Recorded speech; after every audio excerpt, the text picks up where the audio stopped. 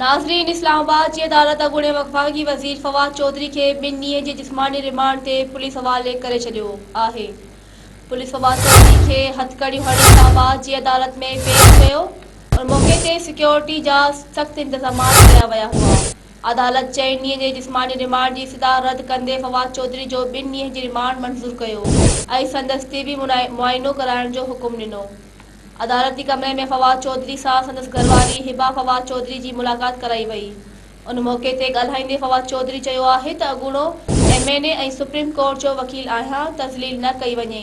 जिते रिमांड लाइ ॾिनो पियो वञे उते वॉशरूम बि न आहे। नाज़रीन, अव्हां खे हिकु भेरो ॿीहर अहम ख़बर ॾेई रहिया आहियूं त इस्लामाबाद जी अदालत अॻूणे वफ़ाक़ी वज़ीर फवाद चौधरी खे 2 ॾींहं जे जिस्मानी रिमांड ते पुलिस हवाले करे छॾियो आहे। पुलिस फवाद चौधरी खे हथकड़ियूं हणी इस्लामाबाद जी अदालत में पेश कयो। उन मौक़े ते सिक्योरिटी जा सख़्त इंतज़ाम कया विया हुआ। अदालत 4 ॾींहं जे जिस्मानी रिमांड जी इस्तदा रद्द कंदे फवाद चौधरी जो 2 ॾींहं जी रिमांड मंज़ूर कयो ऐं संदसि तिबी मुआइनो कराइण जो हुकुम ॾिनो। अदालती कमरे में फवाद चौधरी सां संदसि घरवारी हिबा फवाद चौधरी जी मुलाक़ात कराई वई। उन मौक़े ते ॻाल्हाईंदे फवाद चौधरी चयो आहे त अॻूणो MNA ऐं सुप्रीम कोर्ट जो वकील आहियां, तज़लील न कई वञे। जिते रिमांड लाइ ॾिनो पियो वञे उते वॉशरूम बि न आहे।